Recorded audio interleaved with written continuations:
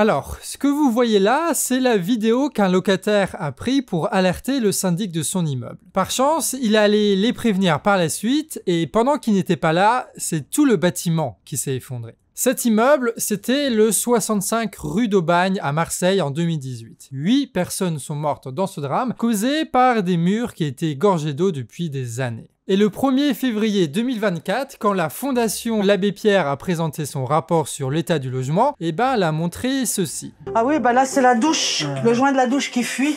Et puis j'avais une fuite, c'est moi qui ai rafistolé, vous voyez le tuyau là? Oups. J'ai réussi à trouver un truc. Et du coup, c'est pareil, je suis censée avoir une prise là pour ma machine à laver, mais à chaque fois que je veux brancher, il pète le fusible.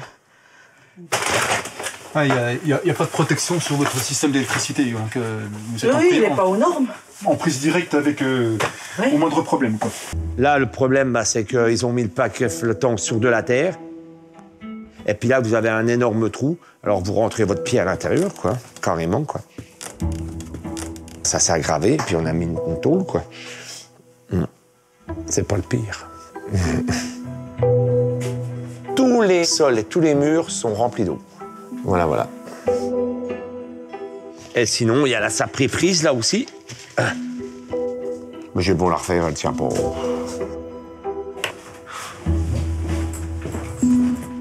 Comme il n'y a pas de chauffage, tout moisi, et puis voilà, quoi. Il n'y a aucune ventilation, il n'y a que dalle. Mais alors, pourquoi est-ce que la France s'effondre-t-elle littéralement ? C'est la question qu'on va essayer de répondre dans cette série sur l'immobilier et le bâtiment. Bienvenue sur le Canard Réfractaire. Pensez à vous abonner pour voir la suite de cette série. Et aujourd'hui, c'est Nina qui va nous parler de l'insalubrité des logements.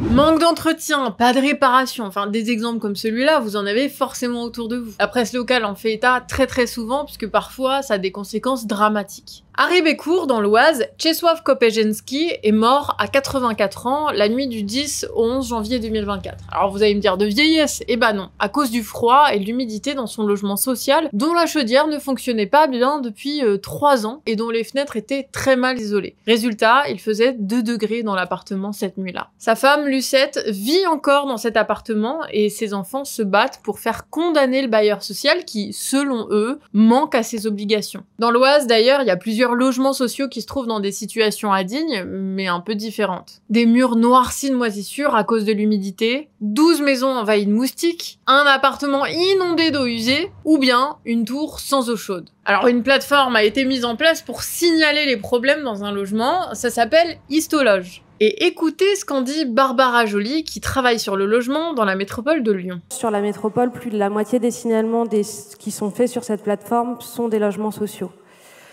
La plupart des logements sociaux sont bien entendu décents, mais il y a un véritable problème actuellement, en tout cas nous on l'a identifié. On réalise depuis 2 ans une étude pour la Fondation Abbé Pierre Rhône-Alpes sur ce thème. On a visité des logements qui étaient particulièrement dégradés, avec des problématiques d'humidité très importantes, notamment des murs complètement moisis, de l'eau qui va ruisseler sur les fenêtres, des colonnes d'eau usée, fuyardes, avec du coup des eaux usées qui se déversent dans les logements. Les ménages nous expliquent qu'ils repeignent leur logement tous les 3-4 mois pour lutter contre les moisissures. Bon, le logement social, donc le logement des plus pauvres et des plus précaires du pays, il est particulièrement touché par cette question du logement indigne partout en France. D'ailleurs, si vous avez ce genre de difficultés, vous pouvez vous rapprocher des associations et notamment de celles qui sont accompagnées par la Fondation Abbé Pierre pour vous aider juridiquement. L'ANIL, l'Agence nationale pour l'information sur le logement, ou bien l'ADIL, la version départementale de cette agence, peuvent aussi vous venir en aide. En 2010, il y avait 400 000 demandes de logements sociaux. Moins de 15 ans plus tard, il y en a 2,5 millions. Ça représente à peu près un Français sur 25. Et en fait, plus on s'appauvrit, plus on rentre dans les critères des logements sociaux. Sauf que le marché de l'immobilier est en crise avec des logements de moins en moins accessibles. Et à ça s'ajoute le fait que de moins en moins de logements sociaux sont construits, du fait notamment des coûts de construction qui ont explosé avec l'inflation et d'autres choses qu'on verra un peu après.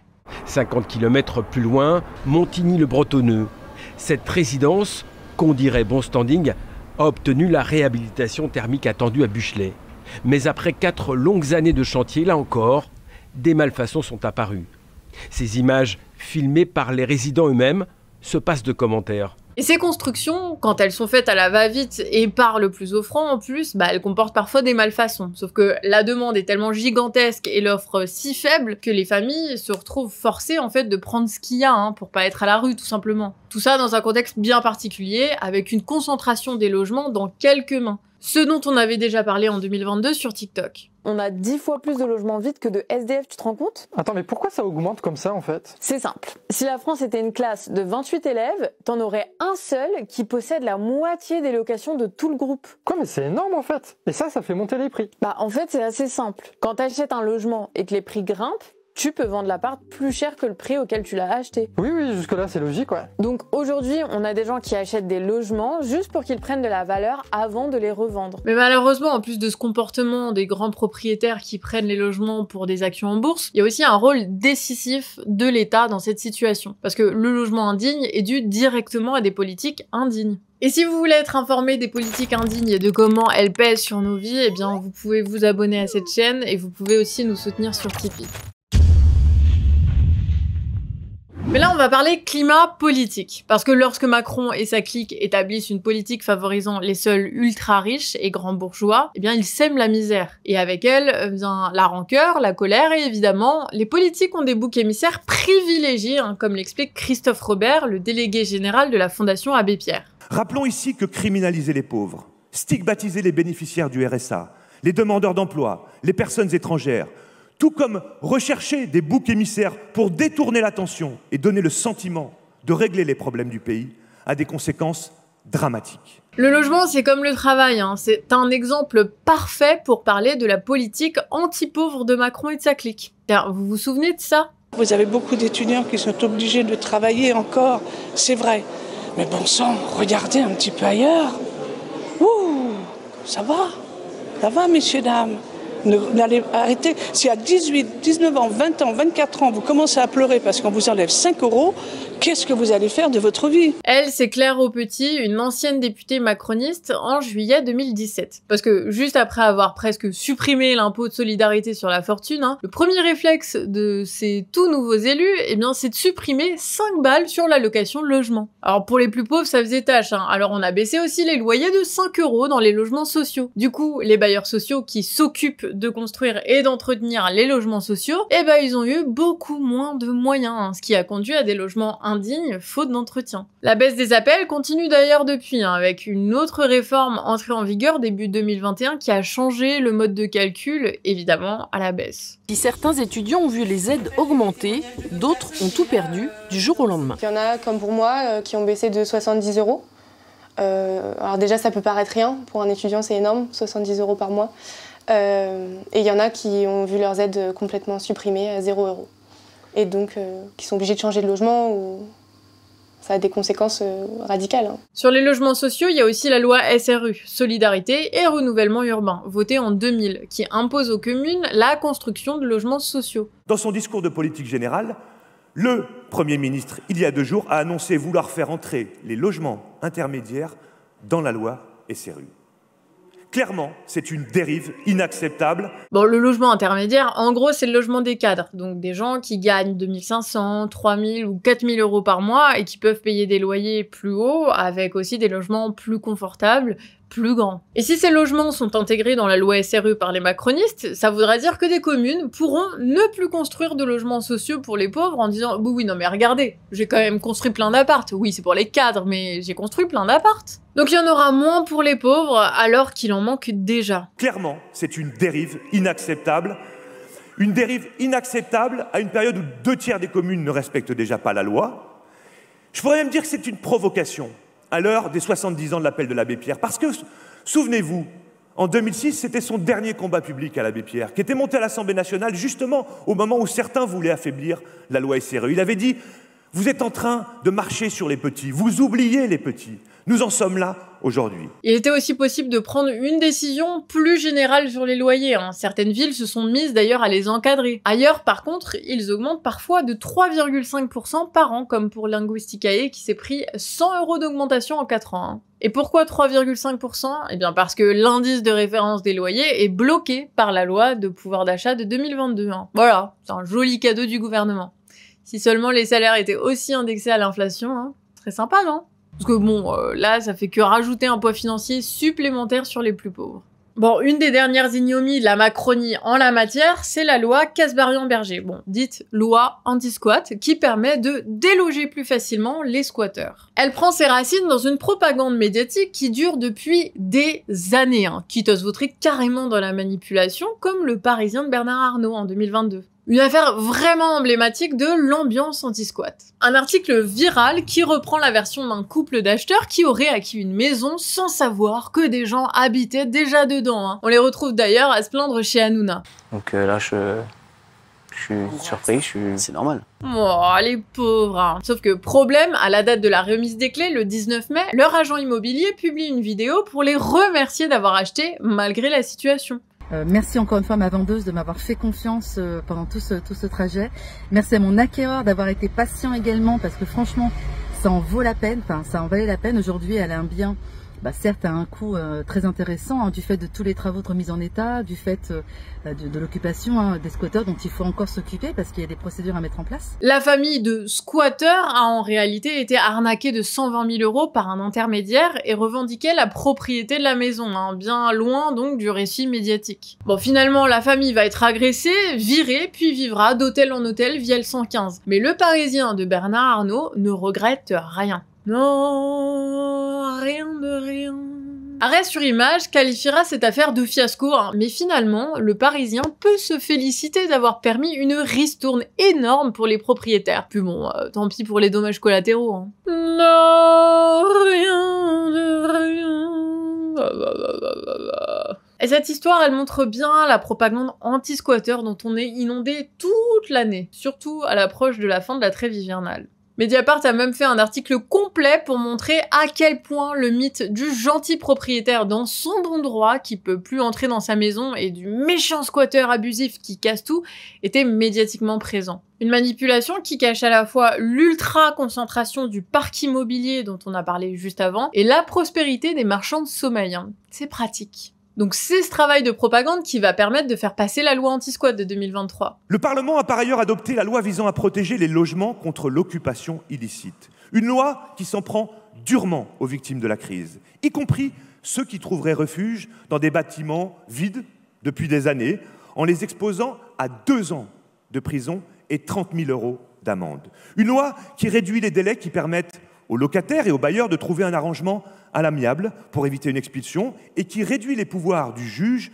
pour accorder des échéanciers de paiement. Tout ça alors que, sans même que la loi soit appliquée, il y a déjà 17 500 familles qui ont été expulsées en 2023. Et vous savez combien il y a de propriétaires condamnés par la justice pour avoir loué des logements indécents la même année? 114. Donc, pour un marchand de sommeil condamné, mais qui ne perd pas son bien, rappelons-le, hein, ce sont 150 familles qui sont mises dehors, parfois directement à la rue, parce qu'en fait, elles n'ont aucune autre solution. Et vous savez qui est à l'origine de cette loi? Eh bien, c'est Guillaume Kasbarian, hein, notre nouveau ministre du Logement. Alors, quand il y a eu les premières rumeurs autour de sa nomination au gouvernement, ça remuait déjà les associations. Pourtant, les associations pour le logement, elles sont souvent dans cette idée de dialogue, hein, mais comme les soignants, les avocats ou les profs avant eux, en fait, les travailleurs n'en peuvent plus hein, de ces politiciens dont l'action est entre criminelle et inhumaine. Voilà par exemple ce que dit Christophe Robert le jour de sa nomination. La Fondation Abbé Pierre a toujours travaillé avec les pouvoirs publics, considérant leur action indispensable pour répondre aux problèmes de logement. Elle continuera à le faire en espérant trouver auprès de Guillaume Kasbarian un interlocuteur mieux inspiré qu'il ne l'a été récemment à l'égard des plus fragiles. Autre élément qui montre la politique récente, le 29 juillet dernier, le gouvernement a fait passer un décret qui réduit le nombre de conditions pour proposer un logement décent. Ventilation, isolation, luminosité, tout est à la baisse pour faire vivre les pauvres dans des taudis.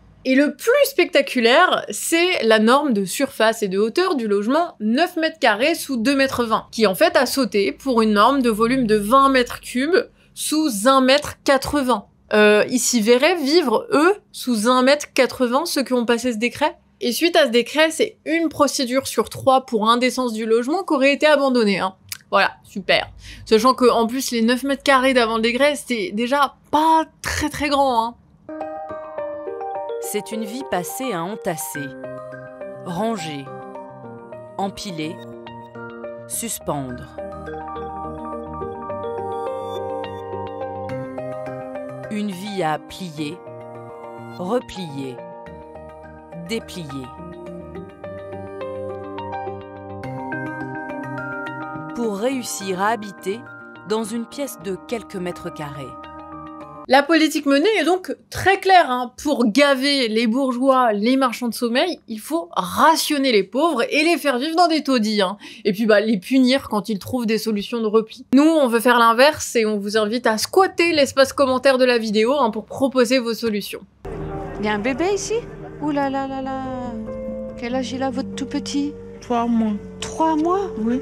Et vous êtes dehors sans hébergement? Depuis l'automne, la situation est vraiment dramatique sur Paris. Petit poussin, va. Tous les soirs, à Paris, on pense qu'il y a au minimum 400 mineurs, voire plus, qui dorment dehors. On est déjà frigorifiés, on a les pieds gelés, les mains gelées. Les enfants dans les poussettes, ils bougent pas, quoi. Ça peut aller vite, hein.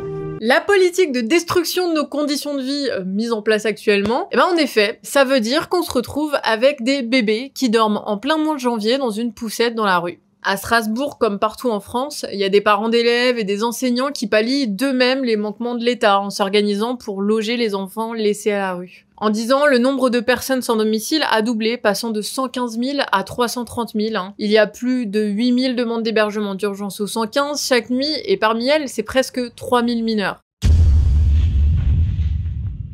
Vous l'aurez compris, il y a pas mal de personnes qui sont dans des galères, bien plus qu'on l'imagine, et cette vidéo, elle avait cette utilité-là, qu'on puisse voir ces personnes-là, qu'on puisse les entendre et ne pas les oublier, puisqu'ils sont rarement invités sur les plateaux télé. Mais cette histoire, elle n'est pas terminée, très loin de là. Parce qu'en réalité, l'économie française couve en ce moment une immense crise immobilière. D'ailleurs, les petits escrocs propriétaires en profitent pour augmenter nos loyers et nous pousser à vivre dans des placards, mais leur idylle de rentier risque de légèrement les dépasser. Car dans la presse, on commence à compter les faillites, les licenciements, les budgets qui explosent, les projets annulés. La construction a quasiment baissé de moitié en 2 ans, comme le nombre de locations disponibles. Les banques et le gouvernement font sauter les quelques verrous bancaires pour essayer de tenir encore quelques mois de plus, mais la crise, elle est bien là. 100 000 licenciements dans le BTP dans les 2 prochaines années, sans compter les notaires, les architectes, les agences et tout le reste de la chaîne de production.